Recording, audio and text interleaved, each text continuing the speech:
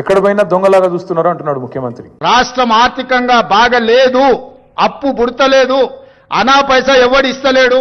ఎవరినైనా కలవడానికి పోతే బ్యాంకర్లు దొంగలను చూసినట్టు చూస్తున్నారు తెలంగాణ రాష్ట్ర ప్రతినిధులను.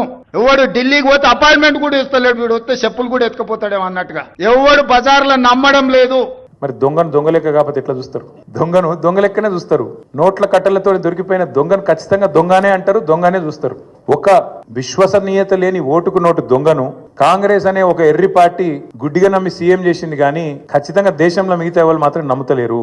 మోసగాళ్లను దొంగలను దొంగలే అంటారు ముఖ్యమంత్రి గారు. ఖచ్చితంగా అది ఈ రోజు కాదు, చివరి రోజు దాకా కూడా నీ పరిస్థితి అదే ఉంటుంది, యాద పెట్టుకొని చెప్తున్నా. తప్పు చేసింది దొంగ చేతికి తాళాలు ఇచ్చి కాంగ్రెస్ పార్టీ, రాహుల్ గాంధీ గారు.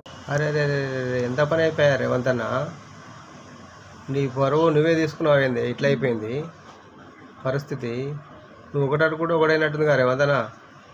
ఇదేంది రేవంత్ అన్న, నీ పరువు నువ్వే బజారు తీసుకుంటే ఎట్లనే? అట్లా మా పాలమూరు మొత్తం పరువు అయినట్టు అనిపిస్తుంది. కాబట్టి ఒక్కసారి ఆలోచించు రేవంత్ అన్న. ఏంది రేవంత్ అన్న, నీదంతకు నువ్వే తీసుకొని రాష్ట్ర పరువు మొత్తం పోతుంది రేవంత్ అన్న. ఎందుకే రేవంత్ అన్న తీసుకొని పరిచయం అవుతాము? రేవంత్ అన్న ఒకసారి ఆలోచన చేయి, మరోసారి ఇట్లా చేయకే. ఒకసారి ఆలోచన చేయి. కనీసం పాలమూరులో మంచి మంచి నాయకత్వం ఉన్నారు, వాళ్ళందరి పేరు నిలబెట్టు.